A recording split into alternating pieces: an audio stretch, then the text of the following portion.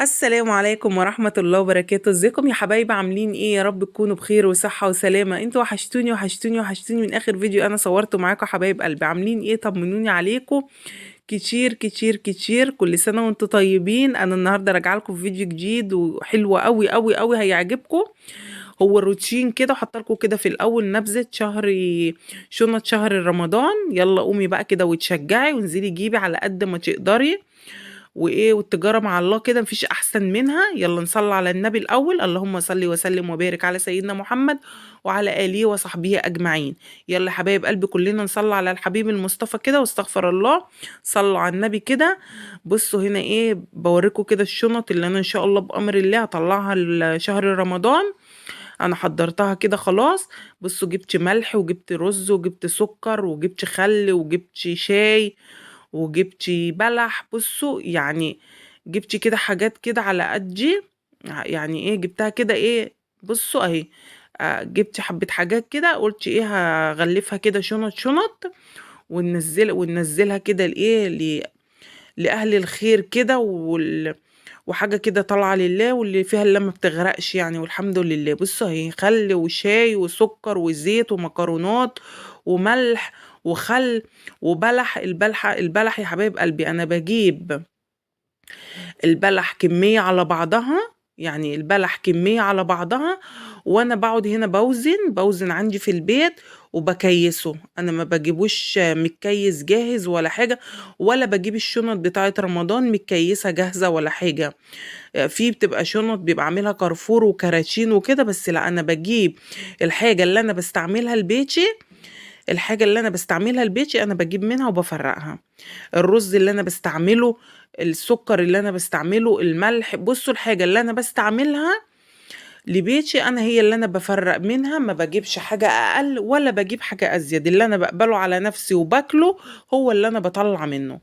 والبلحة برضو اللي انا بجيبها وباكلها انا هي دي اللي انا بطلع منها. البلح انا بجيبه كمية كده، يعني ايه، بجيب كده كمية. بروح في مكان يعني كده بيبيع البلح جميل وانواع كتيرة جدا جدا جدا. البلح انواع كتيرة كتيرة كتيرة، بس ما بجيب خير الامور الوسط. ولا بجيب بلحة حلوة او الفخمة الغالية قوي. مش هضحك عليكم يعني واخبي عليكم واقول لكم انا بجيب افخم حاجة، لا. ولا بجيب البلحة الرديئة. بجيب الحاجة الخير الأمور الوسط اللي أنا أعرف أكلها وغيري يعرف ياكلها.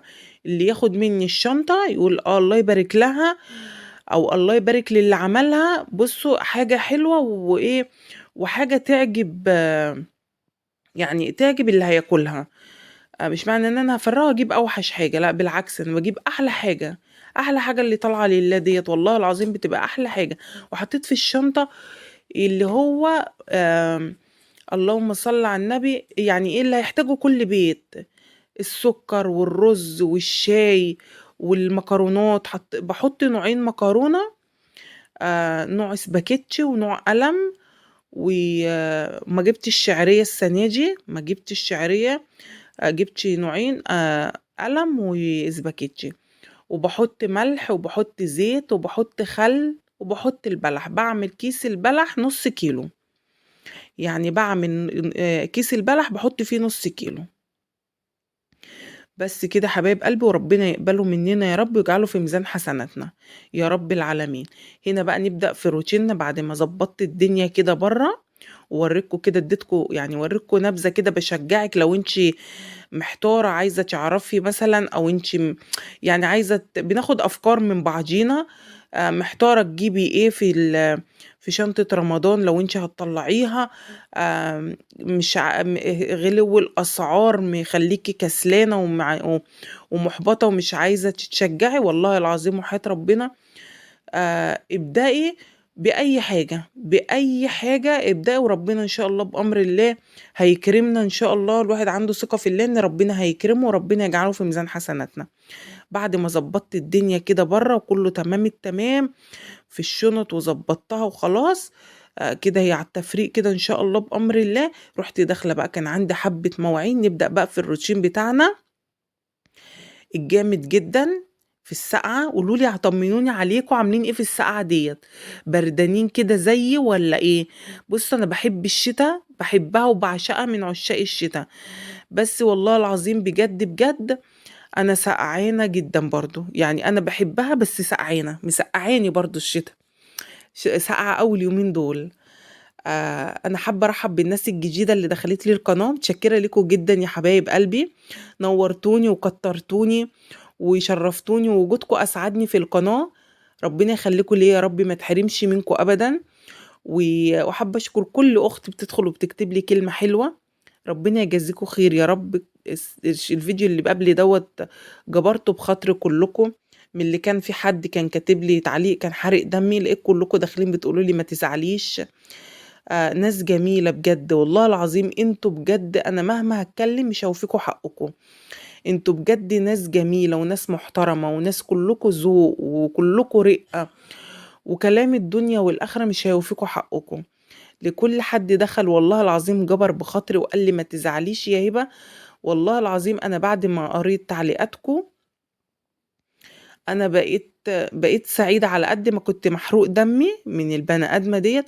بس والله العظيم بجد بجد كنت سعيدة جدا بتعليقاتكم، سعيدة جدا بكلامكم، وحسيت ان انا، لا انا عندي ناس كده، وعندي ناس جميلة كمان، مش اي ناس، عندي ناس حلوة بتجبر الخاطر بجد، بيعرفوا يجبروا الخواطر بجد بجد يعني. ربنا يبارك لكم يا رب ويفرحكم فرحة استعجب له اهل السماء والارض. او ربنا يخليكم ليا يا رب، ويجعلكم كده سند ليا، يجعلكم سند بجد بجد ليا، عشان انتوا بجد ناس جميلة وناس محترمة وناس وناس زي العسل. ربنا يديمكم عليا نعمة في حياتي يا رب. بصوا هنا صبنت المواعين، كان عندي حبة مواعين صبنتهم تصبينة محترمة. صبنتهم تصبينة حلوة كده في عز الشتا ديت، بس صبنت بالمية السخنة. صبنت مش هكدب عليكم، بصبن بمية سخنة. هنا بقى وانا تحت بجيب طلبات وبجيب حاجات وكده. انا ما بنزلش السوق كل يوم زي ما انتوا عارفين يا حبايب قلبي، مش بنزل السوق كل يوم، بس ممكن كل كام يوم كده، ممكن كل اسبوع لما بيكون محتاجة حاجة. طبعا احنا اليومين دول بنشتري مشتريات رمضان، فبننزل على طول يعني. بنزل، وخصوصا دلوقتي عمري اجازة، فساعات باخده معايا، بخلص مشاويري بينجزني يعني وكده، وبيشيل معايا. وقلت اجازة فرصة اخده معايا.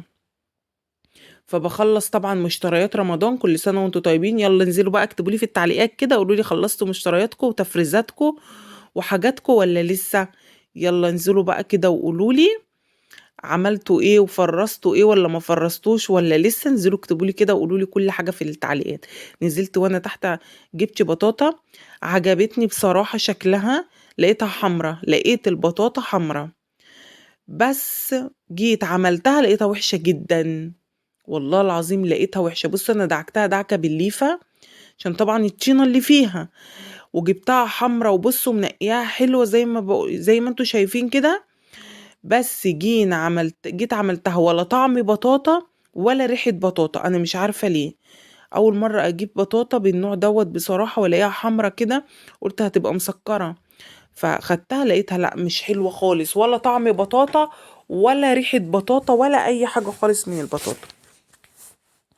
بص غسلتها غسلة حلوة، ومسكتها نقعتها تاني عشان لو فيها اي طينة او رملة، يعني انا نزلت الطينة بالليفة. نقعتها بقى نقعة كمان، وعملتها يعني قلت اسيبها منقوعة عشان لو فيها رملة بقى تنزل. سبتها بقى كده شوية. شروق كانت عملتها بصراحة، سبتها بقى، قلت لها سيبيها شروق شوية، شروق دخلت عملتها وعلقت عليها. بس بصراحة زي ما بقول لكم ما كانتش حلوة خالص. مش عارفة بقى البطاطا اللي في السوق كلها مش حلوة ولا ديت بس اللي انا جايباه النوع ده، انا مش عارفة.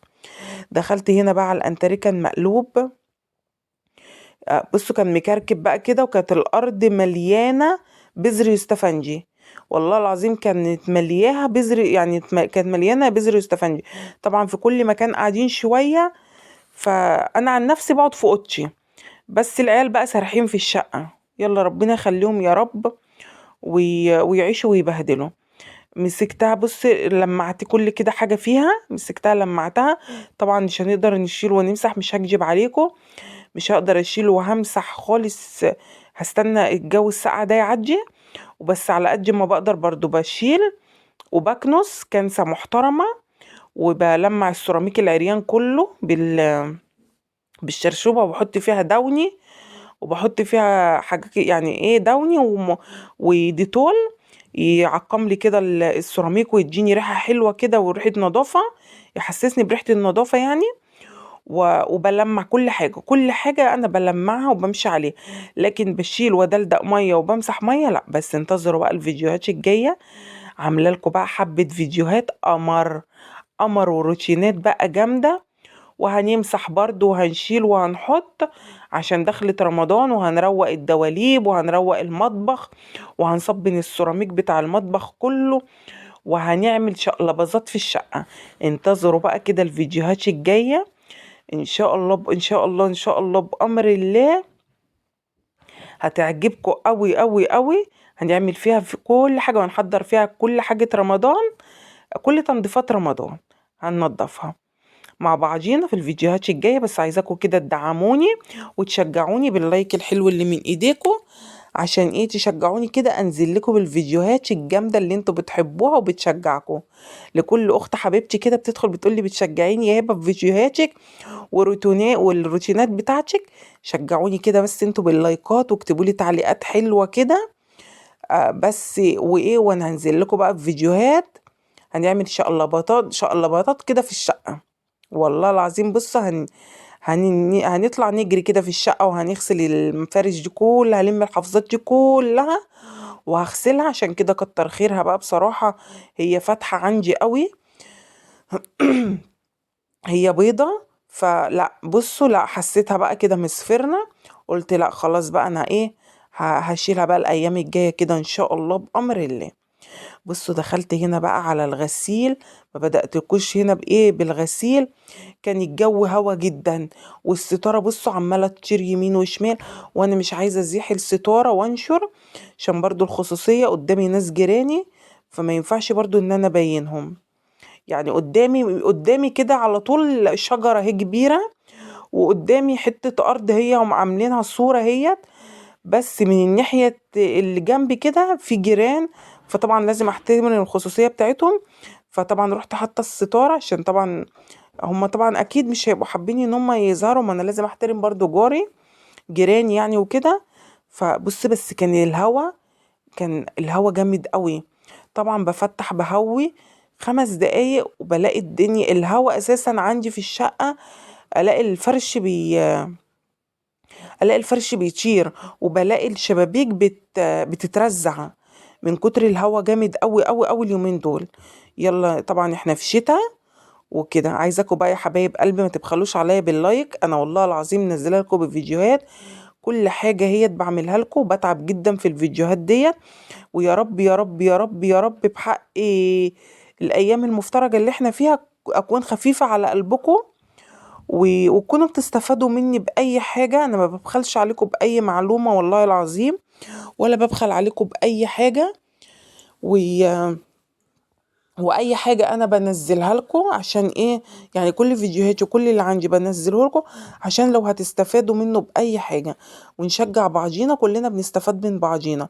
وقولوا لي برضو انتوا بتعملوا ايه في تفريزات رمضان، بتعملوا ايه في شنط رمضان، بتحطوا ايه في الشنط، نقول لبعضينا كل حاجة وكلنا بنستفاد من بعضينا. بصوا مسكت هنا كان عندي غسيل، كان عندي كمية غسيل حلوة، نشرت نصها لغاية الحبال ما خدتها، والباقي هنشره بقى مرة تاني، بس عشان هنا مليت المنشر كله. بس غسلت يعني غسلتين ورا بعض، كان عندي كمية غسيل لأن المطرة اليومين اللي فاتت كانت مخلياني مش عارفة أغسل، فقلت لا هغسله كده كله مرة واحدة وانشره على حق مرتين. قبل ما انشر الجزء التاني هكون عملت إن شاء الله أشطفه بحبة دوني وانشره